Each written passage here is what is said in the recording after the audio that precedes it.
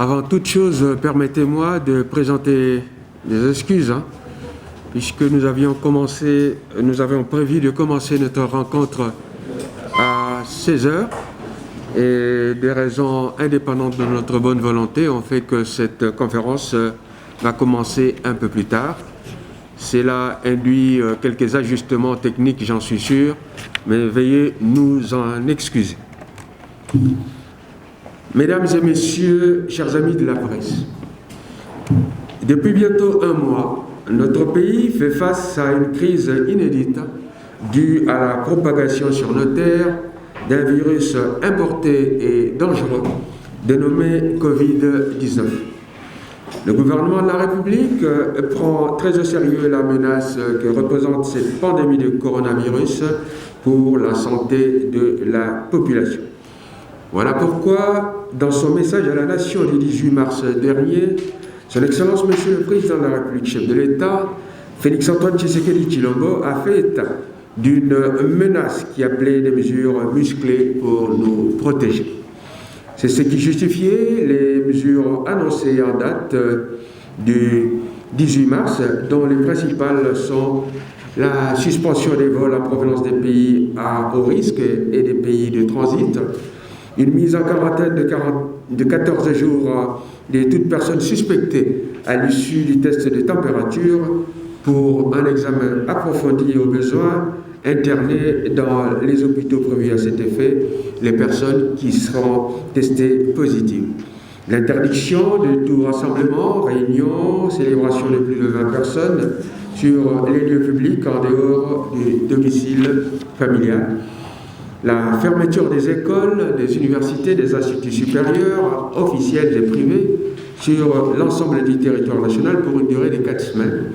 La suspension de tous les cultes, activités sportives et les stades ainsi que autres lieux de regroupement sportif. L'interdiction de l'ouverture des discothèques, bars, cafés, terrasses et restaurants, de même que l'organisation de deuil dans les salles et domiciles. Le non-respect de ces mesures salutaires a eu comme conséquence la propagation du virus dans la capitale ainsi que dans d'autres provinces. À ce jour, l'on dénombre près de 134 cas confirmés, dont 3 guérisons, alors que 13 autres compatriotes atteints n'ont pas survécu. La gravité de la situation a conduit les autorités du pays à renforcer les mesures prises de prévention. Ainsi, le chef de l'État a décidé, le 24 mars dernier, l'état d'urgence sanitaire, tandis que les frontières nationales ont été fermées aux passagers et à toute personne, sauf pour les camions, navires, avions, cargo avec fret. De même, tous les voyages de Kinshasa vers les provinces et de provinces vers la capitale ont été interdits afin de permettre le confinement de la capitale foyer de la pandémie. À cela s'ajoutent les mesures supplémentaires prises par les autorités de la ville de Kinshasa qui portent notamment sur les transports et les commerces. Et enfin, la dernière que vous avez suivie hier, Urbi et Torbi, celle de placer en quarantaine la commune de la Gombe, épicentre de la pandémie pour une durée de 14 jours. Le professeur Kayembe de la cellule de riposte ainsi que le colonel Bagaya de la police nationale de la ville de Kinshasa qui m'accompagnent vont revenir chacun sur les modalités pratiques qui le concernent. Entre-temps, afin de rendre plus effectives et efficaces toutes ces mesures prises dans le but d'atténuer les effets négatifs de cette crise sur notre vécu quotidien, le gouvernement a également pris un train de mesures que vous connaissez. Ainsi, il a été décidé d'exonérer pour une durée de 6 mois de tout impôt, droit, taxes et redevances sur l'importation, la vente des intrants et produits pharmaceutiques, ainsi que sur les matériels et équipements médicaux, de même l'enlèvement d'urgence des intrants et produits pharmaceutiques actuellement sous douane. On a également décidé de la levée des barrières policières et postes de contrôle à l'intérieur du territoire national sur les voies d'acheminement des produits de première nécessité. De même, l'approvisionnement des grandes villes en produits agroalimentaires par les périphéries dans un bref délai pour permettre la stabilité des prix sur le marché et mettre fin aux spéculations et taxations anarchiques des prix sur les produits de consommation de masse, qui sont frappés par la mesure de fermeture dans le cadre de la riposte contre le Covid-19. Autre mesure, l'interdiction du déguerpissement des locataires n'ayant pas honoré leur engagement de la période allant de mars à juin 2020. Il a été également décidé la suspension de l'impôt sur la rémunération des agents et fonctionnaires et de l'impôt professionnel sur le revenu IPR de 15% sur toutes les primes des fonctionnaires pour une durée de 3 mois. Mesdames et messieurs, chers amis de la presse, pour les raisons qui ne favorisent pas l'application rigoureuse des mesures prises par les autorités, nous pouvons relever la faiblesse, parmi les raisons qui ne favorisent pas l'application rigoureuse des mesures prises par les autorités, nous pouvons relever la faiblesse de la sensibilisation, les a priori et idées préconçues autour de cette pandémie, les mythes ou autres croyances qui nous exposent tous à un avenir sombre aux conséquences désastreuses. À ce propos, l'appel a été lancé par le chef de l'État pour que tout le monde s'implique dans la campagne de sensibilisation de la population. Et j'invite, on ne peut plus solennellement, les professionnels des médias que vous êtes à répondre à cet appel en intensifiant cette campagne qui a déjà commencé dans certains organes, que je remercie pour cela. Et pour ceux qui ne s'y sont pas encore mis de manière décisive, je les invite à accomplir ce devoir citoyen, patriotique et responsable. Mesdames et messieurs, chers amis de la presse, notre pays a vécu récemment une épidémie très grave, celle à virus Ebola. Beaucoup de choses et solutions ont été proposées, de l'intérieur comme de l'extérieur, pour venir à bout de cette épidémie. Nous avons fait confiance à cette occasion à nos équipes de scientifiques, conduites par le professeur Mouyembe Tanfou, chercheur de renommée mondiale, pour ses préconisations. Grâce à Dieu, nous avons vaincu cette épidémie avec le concours de tous les autres scientifiques. Aussi, nous semble-t-il, au moment où le monde entier est paralysé par les effets du coronavirus, nous avons décidé de faire de nouveau confiance à nos chercheurs en vue de relever les défis de cette pandémie.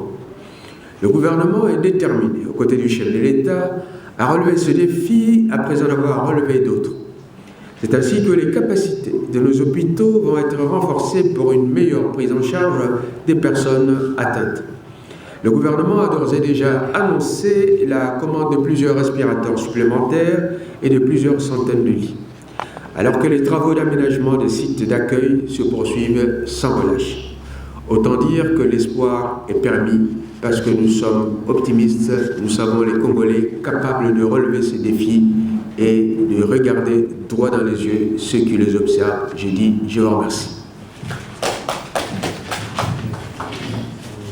Merci beaucoup. Tout naturellement, donner lieu à ce jeu de questions-réponses. L'appel est de votre camp, chers confrères. Nous allons prendre le chemin par série. Nous commençons par. Nous prenons une première série de 5 questions. Les interlocuteurs sont là, donc vous pouvez poser la question soit au ministre d'État, soit au colonel Badaya, soit enfin au professeur Jean-Marie Kayebe. Blaise, ok, d'accord. On commence par Eric. Vous vous présentez, vous donnez votre identité, votre organe et posez la question. Oui, professeur, il s'observe, monsieur le ministre le disait tout à l'heure, qu'il y a des idées préconçues, il y a de l'insouciance, certains qui vont carrément jusqu'à dire que le Covid-19, c'est la maladie des riches, Alors, monsieur le professeur, ma question est celle de savoir comment percevez-vous ce comportement d'insouciance de la part des Guinois? Et puis, vous, de la riposte, qu'est-ce que vous préconisez par rapport à ces personnes insouciantes? Merci beaucoup. Merci beaucoup, Rachel Kitita, pour le contact. Professeur Kayembe, on va vraiment se le dire, il y a des malades VIP qui refusent de rester à l'hôpital pour des raisons que chacun avance.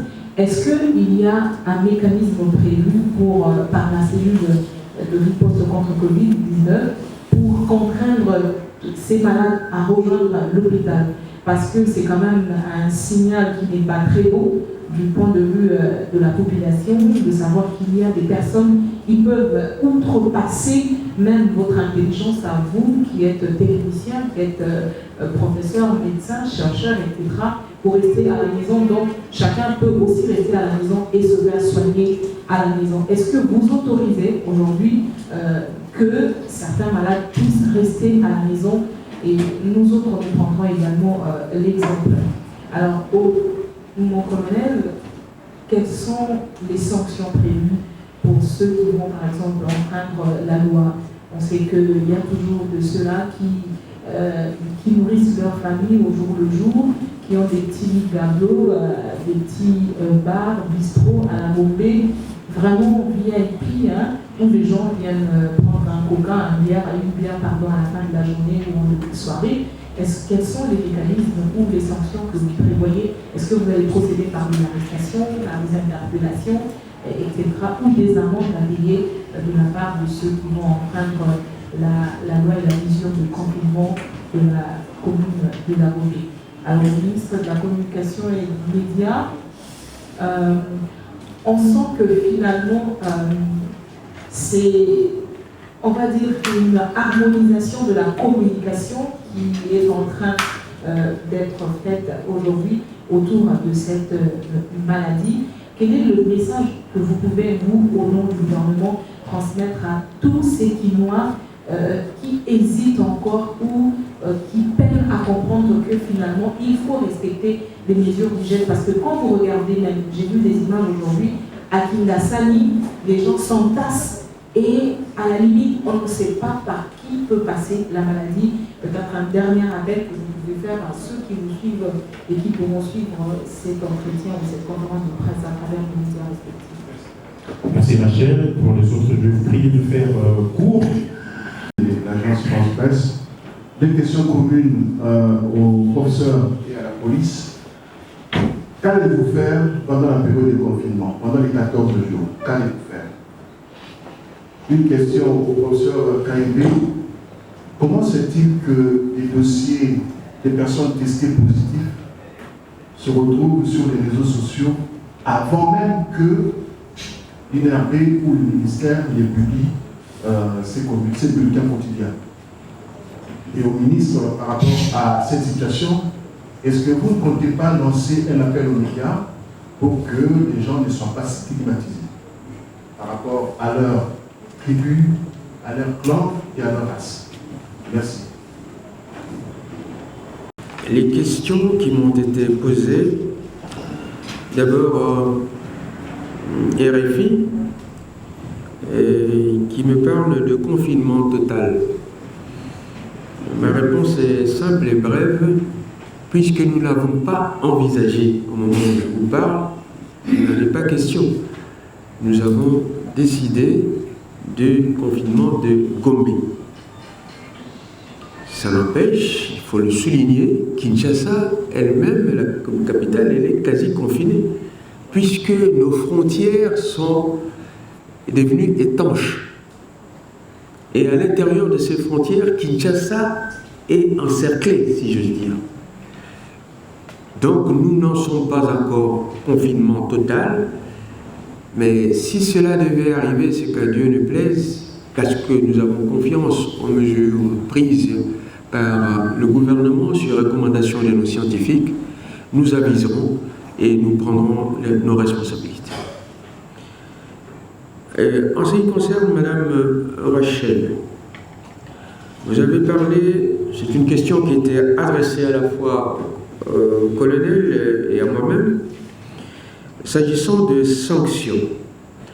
Je vous renvoie aux dispositions qui ont été énoncées par le gouverneur de la ville de Kinshasa, qui avait pris un arrêté énonçant les sanctions qui sont prises à l'occasion des infractions qui seront commises pendant cette période. Ce sont des infractions qui vont de l'amende, des amendes, à l'emprisonnement, selon les graduations connues des pénalistes. C'est-à-dire, vous payez un montant, soit vous payez l'amende, soit si vous ne la payez pas et qu'il y a des circonstances aggravantes, vous pouvez aller en prison. Et s'agissant de l'harmonisation de la communication que vous constatez aujourd'hui, je vous remercie pour ce constat. C'est vrai qu'il nous fallait faire cette harmonisation depuis un bon moment. Mais c'est un petit problème de réglage et les nécessités des urgences qui a fait qu'on parlait chacun presque de son côté. Mais le message était bien perçu, ce message était le même. Nous avions tous le même objectif, faire comprendre aux Congolais la gravité de la situation que nous sommes en train de traverser. Alors, lorsque vous dites quel est le message que le gouvernement peut adresser aujourd'hui à la population? Je n'aurai pas un message différent de celui lancé à la population par le chef de l'État, et suivi en cela par le gouvernement, que ce soit le ministre de la Santé, et même par les autorités urbaines de la ville province de Kinshasa. À savoir que nous courons un grave risque à vouloir rester sur nos positions actuelles avec nos préjugés. Parce que ce qui est vraiment grave ici, le professeur va sûrement en parler, et c'est ce qui a valu au chef de l'État de passer, j'allais presque dire, d'une gravité normale à une gravité supérieure dans la mesure. Vous référez-vous à son discours du 18 mars, quand il avait parlé, il avait énoncé des mesures qui étaient déjà sévères pour nous, mais lorsqu'il a constaté que la sensibilisation n'était pas très au niveau où il l'aurait souhaité, lorsqu'il a constaté que nous jouions avec nos vies en ne respectant pas les consignes qui ont été données, et lorsqu'il a constaté les difficultés que le peuple congolais éprouve, ça peut être un prétexte pour ne pas réaliser tout ce qui était recommandé, le chef de l'État a jugé bon de prendre d'autres mesures. En l'espèce, c'était la proclamation de l'état d'urgence avec des mesures draconiennes. Et ce sont des mesures qui ne sont pas faciles à prendre pour un homme politique.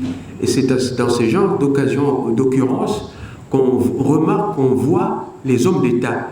Un homme d'État, c'est celui qui peut dire « mon intérêt personnel eût été que les gens marchassent librement, allassent d'un coin à l'autre librement, mais si je constate que cela peut provoquer des dangers pour mon peuple, j'accepte de restreindre leur liberté. J'accepte moi-même d'être contraint de vivre, j'allais presque dire, en confinement. » Et c'est ça un homme d'État, c'est ce qu'il a fait. Et donc, là, il n'y avait pas que cette posture du président de la République, mais il y avait des mesures qui s'en sont suivies, des mesures draconiennes, fermeture de frontières, j'allais presque dire quasi-confinement de Kinshasa. Donc, le droit constitutionnel d'aller et de venir a été atteint. Et cela a été justifié naturellement par la proclamation de l'état d'urgence. Et donc, si le chef de l'État en est arrivé à ça, c'est parce qu'il a perçu le danger que la population ne perçoit pas. C'est certainement aussi à cause de l'absence d'une sensibilisation forte de notre gouvernement. Ça, je dois assumer notre part. Et c'est peut-être pour ça que nous avons décidé d'aller vite en besogne. Et vous nous voyez aujourd'hui, nous avons changé notre mode de communication. Vous voyez que à ma gauche, vous avez le scientifique qui est à l'origine des propositions qui sont les scientifiques qui sont à l'origine des propositions que nous prenons, parce que nous ne voulons pas nous contenter de notre science personnelle, et les responsables de la sécurité qui sont là, qui nous ont recommandé les mesures d'application. Et voilà donc pourquoi nous en sommes là. Et je termine avec l'AFP qui a parlé du dossier, les raisons pour lesquelles, qu'est-ce qu'on allait faire dans les 14 jours. C'est une question qui a été adressée au colonel. Je me permettrai peut-être d'y revenir après qu'il ait répondu. On a parlé également du fait qu'on voulait se lancer, protéger les bonnes nouvelles. En d'autres termes, quelles sont les mesures qu'il faut prendre pour arrêter les faux messages. Moi, je suis, à titre personnel, partisan de ce que, lorsque la vie des gens est en danger, des mesures particulières soient prises. Et je pense que la proclamation de l'état d'urgence peut conduire le président de la République à souhaiter même qu'il y ait des mesures autres, puisque l'une des mesures phares, le droit d'aller et de venir, qui est d'essence constitutionnelle, cette mesure a été prise. Donc pour moi, je tiens à ce que, dans votre liberté d'écrire, d'agir, vous qui écrivez, vous qui informez, vous soyez toujours habité par ce sens de patriotisme, d'éviter le sensationnalisme. Et lorsque vous n'êtes pas habité par ça, vous amenez avec vous des bancs entiers de nos populations qui ne sont peut-être pas aussi instruits pour comprendre la distinction qu'il y a entre une information vraie et une information fausse, pour ne pas disposer des informations ou de l'esprit critique nécessaire. Enfin, pour ce qui est du journal Le Journal, parlant de la gratuité de l'eau et de l'électricité, c'est une décision courageuse, mais conforme aux circonstances que la population est en train de vivre. Notre population est déjà assez pauvre. Vous savez, vous connaissez l'indice de développement humain dans notre pays. La charge de facture de l'eau et de l'électricité, c'est une charge énorme. Et lorsqu'on coupe, on crée les conditions pour que les gens ne travaillent pas ou ne puissent pas avoir des revenus suffisants pour faire face à leurs besoins, eh bien, il fallait choisir. Le gouvernement a fait ce choix-là de veiller à ce que l'eau et l'électricité soient gratuites pendant cette période, pendant au moins 2 mois. Et en fonction de l'évolution de la situation, on aviserait. Mais ce n'est pas une vaste blague, puisque des réunions ont eu lieu entre le gouvernement et les représentants de la Régie des eaux, la SNEL, qui ont conduit aux modalités pratiques de non-paiement de ces charges-là. Et ça va se faire. Croyez-moi, en ce qui concerne la Régie des eaux, par exemple, faute d'avoir des conditions d'adduction d'eau potable suffisantes dans certains coins de la République, il y a déjà des camions citernes qui sont prévus pour alimenter certains coins de Kinshasa. Si vous voulez à l'est, par exemple, il y aura Kimbanseke, Mokali, vous aurez Kinkole, Bibou, Ampassa. Au centre-sud, vous aurez Ngombele, Livulu, Salongo, Mbanzalemba. Dans la partie ouest de la République, par le Kinshasa, vous aurez Mboudi, Mazar, vous avez Machungu, vous avez Safikas, Mongafula, vous avez bref, Télécom, etc. Toutes ces dispositions, je ne les cite pas au hasard, c'est parce qu'elles ont été étudiées, mûries, que le gouvernement entend supporter ce qui lui revient comme charge. Et vous avez parlé de Goma, je crois que c'est un cas exceptionnel qui attirera certainement l'attention du gouvernement le moment venu, parce que nous tenons absolument à ce que ces besoins fondamentaux puissent être remplis. Je laisse la parole au professeur avant peut-être que le colonel intervienne dans les dispositions qui le concernent. Professeur Taïné. Je vais la parole en ce moment pour répondre aux hommes de presse. Les questions qui me sont posées, je vais les reprendre, je l'espère, les unes après les autres, et surtout, j'espère pouvoir rencontrer la hauteur et les espoirs de ceux qui les posent. La première, elle concerne le confinement. On me demande si c'est une mesure salutaire. Je voudrais ici faire la part des choses entre le conseil des scientifiques et les preuves que nous montre le confinement en dépit de la très grande encore mortalité dans les pays qui, avant nous, ont souffert du Covid, de cette épidémie du coronavirus Covid-19. L'Espagne est en train, de manière pas encore très visible, d'amorcer déjà une certaine stabilité. Et tout le monde remarque que cette mesure sociologique est une mesure qui peut porter le fruit. Le confinement empêchant quelque part la transmission du virus. On sait qu'il se transmet surtout lorsque on est proche les uns des autres, lorsqu'il n'y a pas de distanciation, lorsqu'on parle, lorsqu'on éternue, lorsqu'on chante, etc.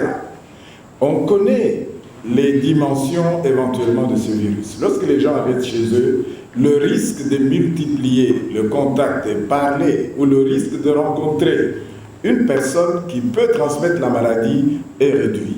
C'est médicalement une mesure qui se défend. Les scientifiques l'ont dit, reste aux décideurs de l'appliquer. C'est ainsi qu'elle doit être faite, avec un accompagnement socio-anthropologique. Nous n'allons pas imiter ici le confinement tel qu'il peut être décidé en France, par exemple. Le Covid nous a donné à tous une leçon d'humilité et une leçon d'échanger de manière rapide sur ce qui peut marcher bien, moins bien ou pas du tout. Nous apprenons des autres. Et nous apprenons même jusqu'aujourd'hui, nous, professionnels de santé, que ce Covid, qui est un virus tout nouveau, n'a pas encore dévoilé toute la face. C'est probablement dans les 6, 9, 12 mois à venir que nous comprendrons davantage qui il est, le SARS-CoV-2, alors qu'on pourra disposer de vaccins, etc., pour immuniser le plus de gens possible. Je pense que c'est une mesure salutaire, mais qui doit être encadrée absolument par tous, et même vous, hommes de presse, pour faire comprendre à la population des lettrés, des sémis et des moins lettrés que ces mesures qui sont prises sont pour préserver la vie de tout ce qui est important aux yeux de tout le monde. Ensuite, l'insouciance de la population. Oui, c'est vrai. Il y a des gens qui ont cru, au moment où ça a commencé en Chine, que c'était une affaire des Chinois tout seuls. Sommes-nous à l'aise lorsque nous apprenons que les grandes puissances du monde, les États-Unis par exemple, aujourd'hui, transforment des gymnases en hôpitaux et qui ont les moyens, et qui sont vraiment très riches. Le problème qui a sauvé, ou la situation qui a sauvé la Chine, c'est entre autres la discipline du peuple chinois. L'insouciance, c'est nous qui avons compris, qui devons expliquer à ceux qui ont un petit peu moins bien compris que le Covid est réellement une réalité chez nous. Dès lors qu'on perçoit la réalité, il ne faut pas attendre de la comprendre uniquement par un nombre exponentiel de morts partout. Prenons-nous, mettons-nous ensemble, la nation est en danger, le président de la République l'a dit, état d'urgence, et c'est réellement un état d'urgence qui permet que ceux qui ont compris fassent comprendre à d'autres, à leur rythme exactement. Et c'est là, on a besoin des leaders d'opinion de tout genre, de tout bord. Et vous, messieurs et mesdames de la presse, vous êtes des dispensateurs d'informations. Qu'est-ce qu'on ne peut pas faire dès lors qu'on l'a appris à la radio ou à la télévision? Donc, responsabilité tout à fait partagée. Un troisième intervenant me parlait des patients VIP. Je suis en train de me demander si devant la mort, il y a des VIP ou pas des VIP. Je pense que la réponse est simple, c'est non. Mais encore une fois, pouvons-nous, nos hôpitaux aujourd'hui, ont-ils la capacité de retenir tout le monde? Je voudrais rappeler une chose, le Covid est une pathologie qui jusqu'ici, dans 80 voire 85% de cas, est totalement bénigne. Mais elle est bénigne chez A, chez Paul, elle ne sera peut-être pas bénigne chez Jean ou chez Xavier. Mais la pathologie, même bénigne, la personne qui est porteuse de ce virus peut transmettre très facilement par les mêmes voies, même si elle-même, elle n'a pas fait une pathologie grave.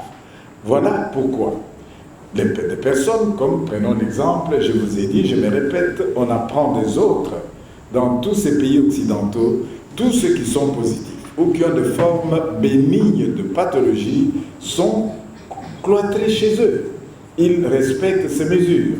Le masque est déjà une mesure lorsqu'on parle, surtout pas à distance vis-à-vis des autres, c'est une mesure protectrice. Et évidemment, rester chez soi, lorsqu'on est porteur, surtout que les symptômes ne sont pas pathognomoniques de la maladie. Nous n'avons pas cessé d'avoir la malaria dans notre pays, ni la fièvre typhoïde ou la grippe, tout simplement. Mais allez voir le patient qui se présente avec la malaria. Il ne faut pas oublier aujourd'hui de soigner la malaria parce que tout est Covid. Nous devons être prudents. La personne VIP, comme vous la présentez, est peut-être aussi une personne qui vit dans un environnement où elle peut être confinée, isolée facilement, où elle peut être moins insouciante en ayant compris la réaction. Mais il y a des mesures que tout le monde peut comprendre, même dans les quartiers les plus reculés de notre ville, c'est celle de laver régulièrement les mains, c'est celle de tousser, il faut le montrer, par le coude. Pourquoi le coude? Parce que régulièrement, la main ne passe pas sur son pli du coude. Et quand elle passe sur une surface qui a été contaminée éventuellement, et qu'on la reprend vers la bouche, le nez ou même la conjonctive de l'œil, on peut transmettre le Covid. C'est cela qui justifie le pourquoi de se laver les mains avec du savon. Maintenant, il ne faut pas le savon de Marseille pour que ça marche. Le Munganga de chez nous est un savon.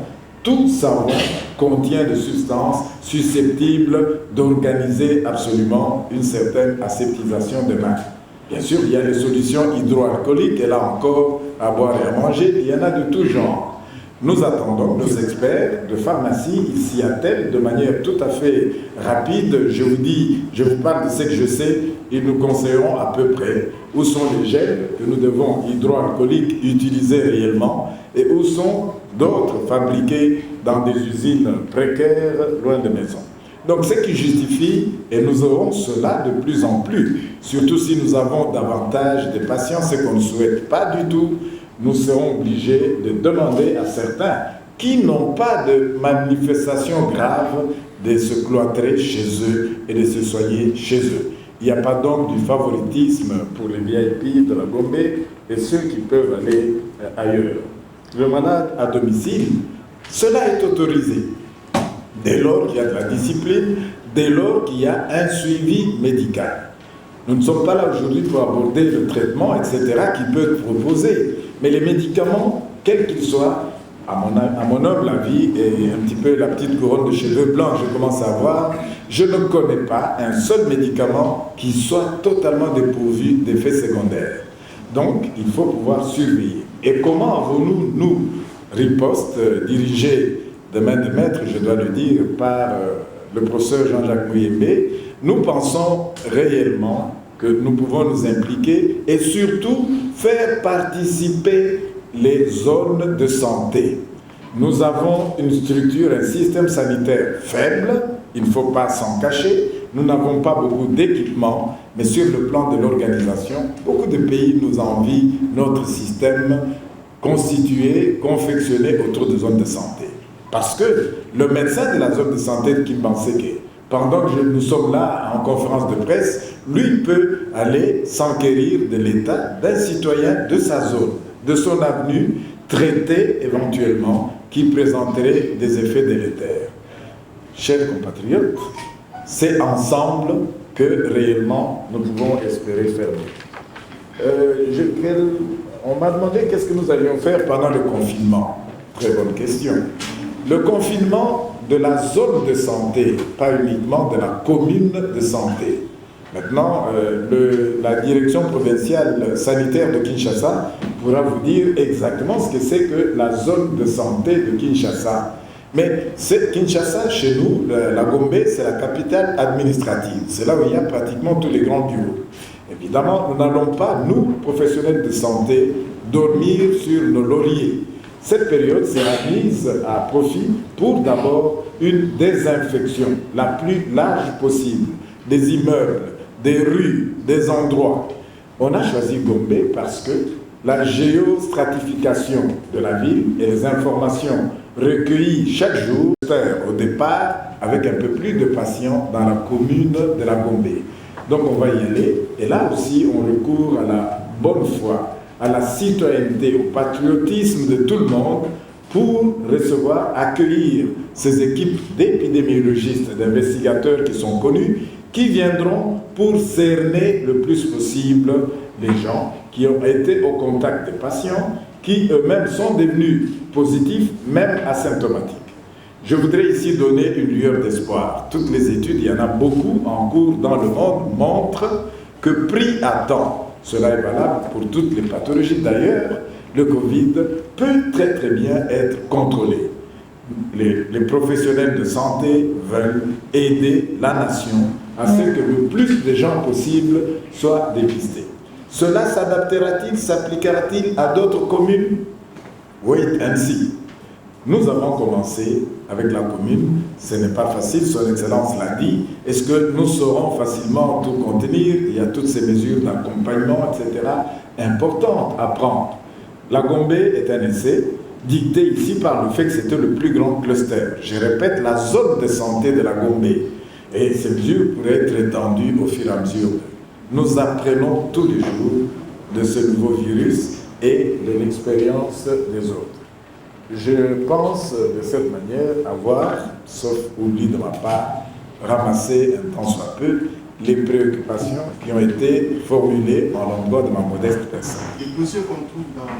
Ah oui, le dossier dans la presse, dans les réseaux sociaux. Dans les réseaux sociaux, chers amis, c'est pire que la peste, les réseaux sociaux. Et les fake news, ce n'est pas nous, professionnels de santé, qui avons inventé le terme. Nous sommes tenus par le secret, d'abord, de l'information médicale, et tous les efforts, je peux vous le dire, par les différentes commissions, sont accomplis pour que la dignité de personnes soit respectée. Je voudrais répéter que le Covid ne justifie en rien une stigmatisation de la personne qui en est atteinte. Pensez que vous faites aujourd'hui une grippe, vous vous tenez bien, respectant les mesures, vous faisant dépister à temps et soigner à temps, mais le Covid passera. À la limite, y a-t-il une seule maladie qui soit honteuse? Je suis médecin, je n'en connais pas. Alors, ce qui va dans la presse, il y a probablement des choses anormales, mais il y a peut-être également parmi nous, les agents de santé, quelques brebis galeuses qu'il faudra absolument dénicher et, j'ai envie de dire, les mettre hors d'état de nuire. Merci beaucoup, professeur, pour depuis 6 ans, parce que nous avons du mal à gérer la marque du 19. Et là, je dirais ici, nous avons d'abord le cadre juridique. Et son Excellence l'a dit, c'est d'abord l'ordonnance numéro 20/14, là où le chef de l'État a décrété l'état d'urgence. C'est qu'il faut retenir auquel chef d'État au monde ne peut décréter l'état d'urgence gratuitement. Puisque là, nous sortons du cadre ordinaire, puisque là, il y a des mesures draconiennes comme son Excellence l'a dit. Et vous comprenez aisément que la menace face à laquelle nous faisions à cette marche 19 n'est pas la même. Nous sommes face à une menace invisible. Donc, les dispositions ou les comportements de la police par rapport à cette menace ne seront pas effectivement les mêmes. En ce qui concerne la deuxième question, les amendes, quelles sont les dispositions? Son Excellence l'a dit, je m'envoie encore à la côté du gouverneur,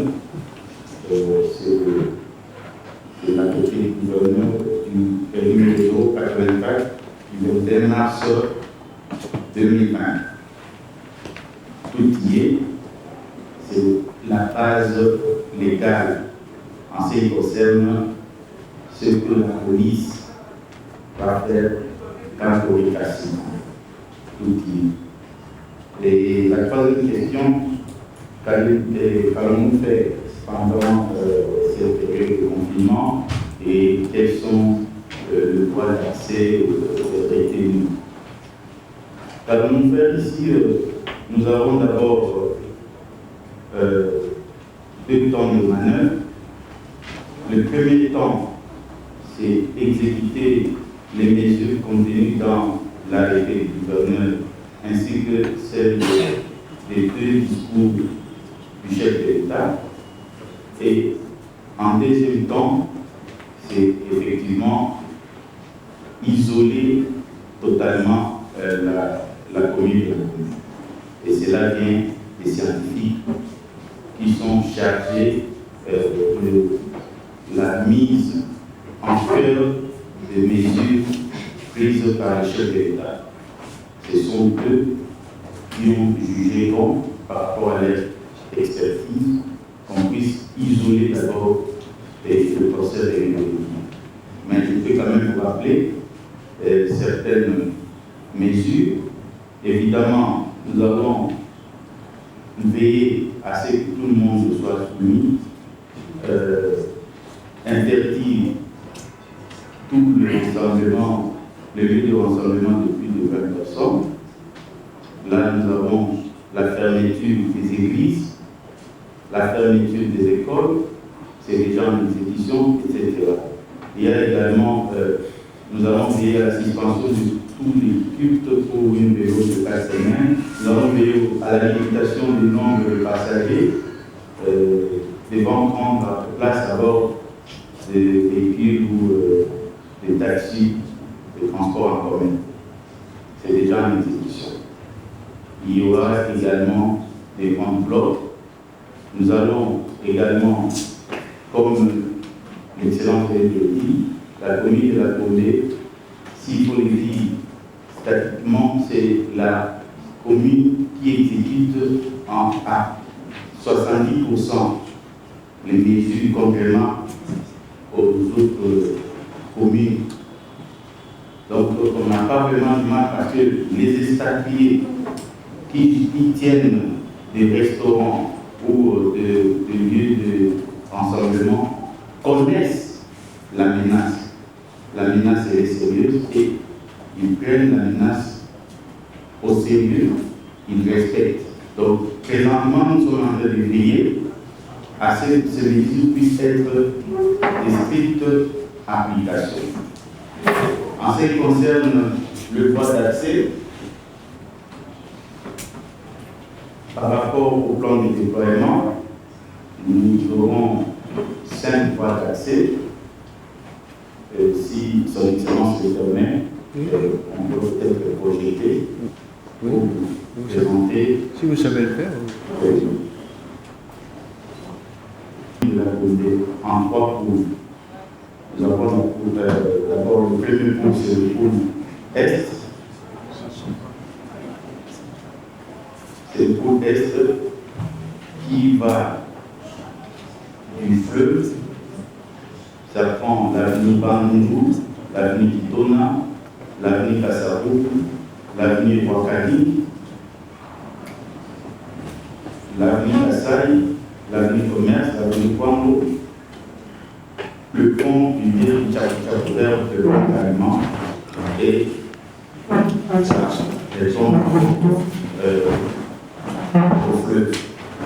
Ça, c'est le pôle Est. Nous avons le pôle Ouest. Le pôle Ouest, ça part du fleuve, l'avenue Kisangani, l'avenue 24 pour Libération, et puis l'avenue de la Science, pour rester là, l'avenue de la Science, l'avenue Chaumba, l'avenue Oïa, au niveau des Sosmas, et on va descendre jusqu'au niveau du pont d'Arc à Marchol, vers le bas de Texafine. Ça, c'est le pôle ouest. le pôle centre. Le pôle centre, ça part de l'avenue de la Science, avenue 24 novembre, l'Académie des Beaux-Arts, l'avenue Mont des Arts, avenue Wangata. Nous allons longer la culture du jardin zoologique, jardin botanique, et puis avenue Tombalbal et l'avenue Wakadini. Ce sont les trois pôles qu'on a circonscrits pour la commune de la Guadeloupe, mais avec le seul voie d'accès. Les seuls voies d'accès, en ce qui concerne le pôle ouest, nous avons deux voies d'accès. C'est au niveau du pont Mouzibar, là au niveau du pont d'Akanachor et au niveau de l'avenue au commandement. En ce qui concerne le pôle est, là, il n'y aura qu'un seul entrées ni des sorties dans la commune. Voilà un peu le comportement de la police pendant cette période et quelques discussions prises conformément aux demandes exprimées par les polices. Par le passé, de jouer avec le formalisme. Bien, il faut une ordonnance comme cela. Je suis en mesure de vous dire que cette ordonnance est quasiment prête et elle va être promulguée d'un jour à l'autre. Et donc il sera opérationnel ici. Et je lance ici un appel à tous les compatriotes qui ont un peu de possibilités, de ne pas attendre, de faire des gestes de cœur et sans forcément chercher à ce que cela se voie. Alors, comme dit la Bible, ce qu'on nous donne d'un côté, on ne peut toujours pas veiller à ce que ce soit de l'autre côté, sinon les émotions affectent l'idée.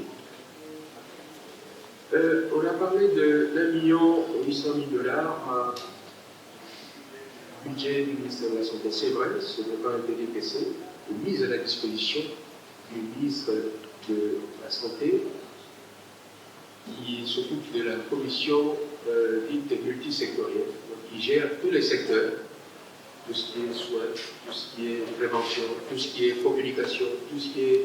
Bon, bref, c'est là-dedans. Mais le gouvernement a pris la disposition pour ajouter d'autres allocations. J'en dirai pas plus ce sujet. Je n'ai même pas 100 mg de chloroquine chez moi à la maison, ni gardé secrètement pour ma propre famille. Ce que je leur dis, observez davantage les mesures d'hygiène, faites tout pour que les mesures barrières soient le mieux possible appliquées chez nous.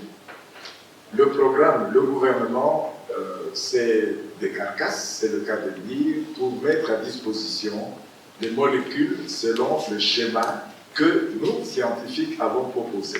Ce schéma proposé, nous ne l'avons pas inventé. Il repose sur les publications, les recherches qui viennent d'ailleurs, etc. Et nous restons très attentifs au jour le jour et flexibles dès qu'on nous annonce une panacée extraordinaire. La médecine, elle est têtue, elle veut des choses fondées sur des preuves. Il y a aujourd'hui énormément de vendeurs d'illusions, des personnes qui, excusez-moi de le dire, sans foi ou très peu d'éthique, croient profiter des circonstances pareilles pour un enrichissement rapide, etc., comme si elles étaient déjà sûres à 100% d'échapper éventuellement à la vague qui arrive. C'est un instant de solidarité, un instant de très grande humilité. Nous avons la rendre absolument besoin. Le comité de secrétariat technique est un organe d'accompagnement décidé par le président de la République, lui ayant confié la mission d'aider à contenir cette pandémie chez nous. Vous êtes d'accord avec moi qu'un comité scientifique, quel qu'il soit, il ne faut pas qu'il soit forcément pléthorique, qu'il y ait plus de 1000 candidats, il va y régner une cacophonie extraordinaire. Maintenant, tout celui qui pense qu'il a, dans sa petite officine individuelle, trouvé le sésame divin, nous sommes prêts au comité scientifique, et ça c'est un cri de cœur à l'accueillir, à l'écouter avec, encore une fois, humilité, mais qu'on nous apporte des choses fondées sur l'évidence, evidence-based. Pas nous dire, j'ai soigné autant de gens, peut-être même, n'oublions pas que cette maladie, l'humilité de l'individu lui-même peut déjà le débarrasser absolument de ce virus dans des conditions naturelles et même sans l'apport d'un quelconque médicament. Les amis belges aujourd'hui, pour certaines formes bénignes, etc., les personnes sont confinées, restent chez elles, mesures de protection pour ne pas transmettre à d'autres, se contentant du repos, de boissons chaudes, etc. Je n'ai pas dit du protocole, comme l'a si bien dit son Excellence, Monsieur le Ministre, mais le thé, etc. Et qui s'en tire correctement. Vous avez la preuve que ce que vous donnez, votre cocktail est bon. L'avenir, peut-être, pourra le dire. Et là encore, beaucoup d'humilité. J'insiste sur ce mot, l'humilité. Ensuite, combien avons-nous de respirateurs dans le pays? Nous avons une cinquantaine de respirateurs à l'heure actuelle. Avec des promesses, le gouvernement, le secrétariat technique rencontre beaucoup de donateurs et beaucoup de partenaires qui ont promis, et je suis certain, je ne suis pas ministre de la Santé, mais son Excellence, Monsieur le ministre de la Santé, sait certainement combien, il a d'ailleurs dit, le gouvernement du pays a commandé des récepteurs. En ce moment ici, des cargos viennent qui peuvent en amener encore davantage. Nous nous organisons avec nos sociétés savantes des réanimateurs d'utiliser déjà le peu que nous avons. Donc voilà, et c'est une complication. Tous les malades n'arrivent pas forcément à ce stade de complications respiratoires qui va nécessiter une ventilation artificielle. On était dans une situation difficile.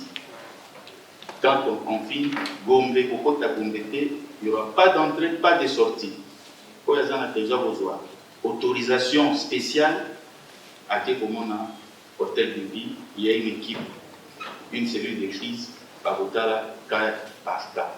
Mais ce qui concerne les dispositions prises par la police, Tolungi, des rangements, n'allez même pas négocier avec les policiers, respectant les dispositions prises par la hiérarchie. De vous être prêté à cette invitation et surtout à cet exercice de questions et de réponses. Nous avons tenu à ce que ce cadre soit celui qui réponde aux préoccupations transversales qui concernent cette pandémie. Vous avez vu qu'il y avait des préoccupations d'ordre médical, des préoccupations d'ordre sécuritaire et puis des préoccupations d'ordre politique que j'ai eu à vous exposer. Je dois dire ici que, d'abord, les consignes des polices, veillons tous, en tout cas, à ce que cela soit bien compris de nos compatriotes. Veuillez insister, s'il vous plaît, pour que les gens ne mettent pas la police dans une situation de réagir brutalement. Et naturellement, la police a reçu également pour information, recommandation d'agir avec humanité, mais avec fermeté. Et en ce qui concerne l'aspect prix, de hausse des prix des denrées alimentaires de première nécessité, nous étions bouleversés de voir qu'il y a des gens qui voulaient s'enrichir sur la misère des autres. C'est-à-dire qu'un cas comme celui-ci, où les gens sont désespérés, ils voulaient augmenter les prix, alors qu'il n'y a eu aucune cause économique fondamentale qui puisse faire que vous l'augmentiez. Quand vous avez votre Congo, vous amenez votre Congo à Kinshasa, dans le marché de Kinshasa, vous avez vos manioc ou vos Mouba, je ne vois pas où le taux du dollar a pu jouer, où les taux ont pu augmenter, etc. Et quant aux importateurs, vous aviez des stocks que vous avez achetés à un certain moment, et au moment de l'écouler, aucun mouvement particulier d'échange n'affecte vos prix. Je ne vois pas pourquoi faire ça. Donc, j'invite tous ces opérateurs à agir, et d'ailleurs, Dieu merci, ceux qui sont véreux sont toujours le moins nombreux. Et je félicite ici les opérateurs économiques pour l'accompagnement qu'ils ont offert au gouvernement en faisant en sorte que la hausse des prix soit véritablement contenue. Et pour le surplus, je dirais que c'est pas facile pour un gouvernement, surtout pour le chef de l'État, d'attenter aux libertés fondamentales. Si le président de la République en est arrivé à dire vous ne pouvez plus vous déplacer de tel endroit à tel autre, alors que cette liberté, c'est un droit fondamental constitutionnel, c'est qu'il a mesuré les risques que nous sommes en train de courir tous. Et donc, que nous respections ces principes, peut-être que nous obtiendrons très tôt des résultats, des bons résultats, qui nous amèneront, en tout cas qui amèneront le chef de l'État et le gouvernement à assouplir ces mesures. C'est là que je vous remercie.